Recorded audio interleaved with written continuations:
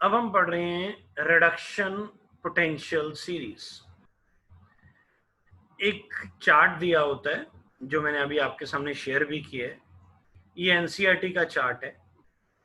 इसमें हर एलिमेंट को एक मैथमेटिकल वैल्यू दी हुई है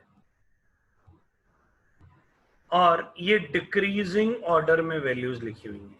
ये डिक्रीजिंग ऑर्डर है।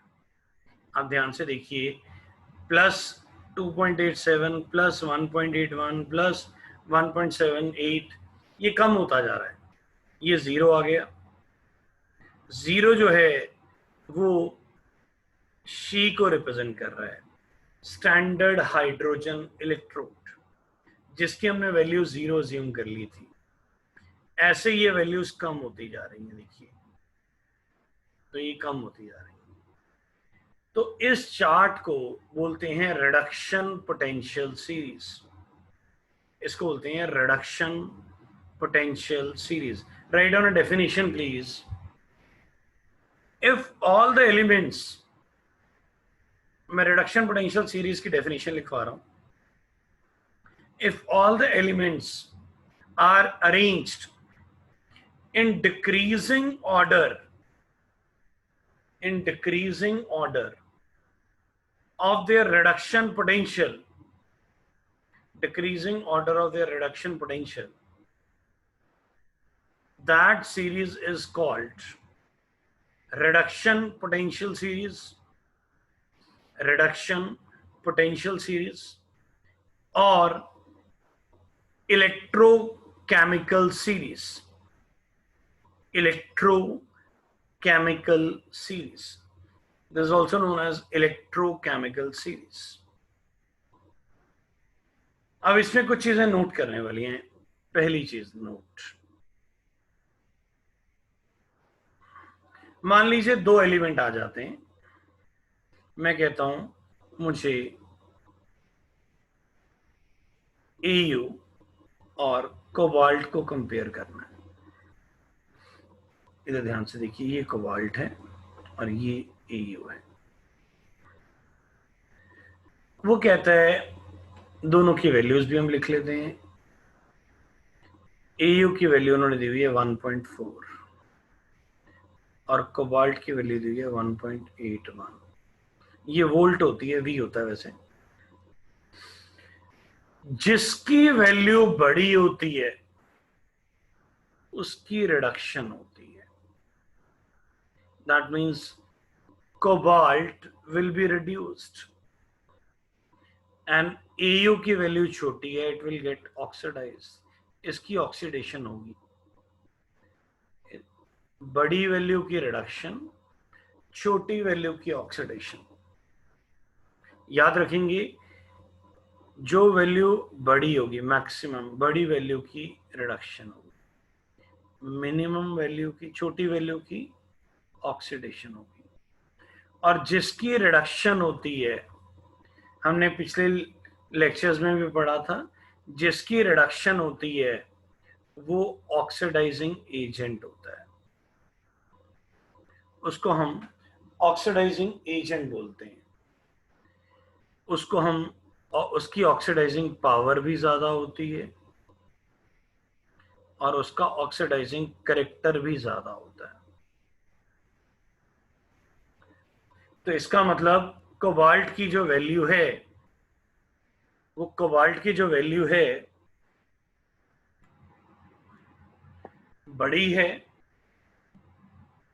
कोबाल्ट की वैल्यू बड़ी है, इसलिए उसकी रिडक्शन होगी और वो ऑक्सीडाइजिंग एजेंट होगा। उसकी ऑक्सीडाइजिंग पावर भी ज्यादा होगी। उसकी जो एयू है, एयू की वैल्यू छोटी है तो उसकी ऑक्सीडेशन होगी, और जिसकी ऑक्सीडेशन होती है वो रिड्यूसिंग एजेंट होता है। रिड्यूसिंग कैरेक्टर उसका ज्यादा होता है, रिड्यूसिंग उसकी पावर ज्यादा होती है। तो कई बार टीचर आपको क्या करता है, दो वैल्यूज दे देगा और पूछेगा इसमें किसकी ऑक्सीडेशन होगी। तो याद रखना, छोटी वैल्यू की ऑक्सीडेशन, बड़ी वैल्यू की रिडक्शन। वो आपसे ये भी पूछ सकता है किसका रिड्यूसिंग करेक्टर ज्यादा होगा। रिड्यूसिंग करेक्टर मैंने आपको बताया था, करेक्टर, पावर और एजेंट उल्टे चलते हैं। तो रिड्यूसिंग करेक्टर किसका ज्यादा होगा? जिसकी ऑक्सीडेशन होगी, जिसकी ऑक्सीडेशन होगी। तो उम्मीद करते हैं वाला कंसेप्ट समझ आ गया होगा। This is NCERT question, question number 29। Given the standard electrode potential, सबकी पोटेंशियल वैल्यूज दी हुई हैं, ये क्वेश्चन में वैल्यूज हैं। के पॉजिटिव टू के की जो वैल्यू है वो है, इसको लिखते कैसे, मैं लिखना भी सिखा रहा हूं।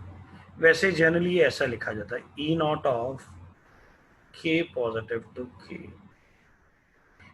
वैसे इस तरह लिखा जाता है, -2.93 volts,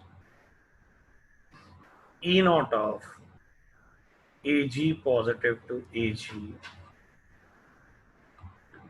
0.8 volt, E naught of HG2 positive to HG is 0.79 volts, E naught of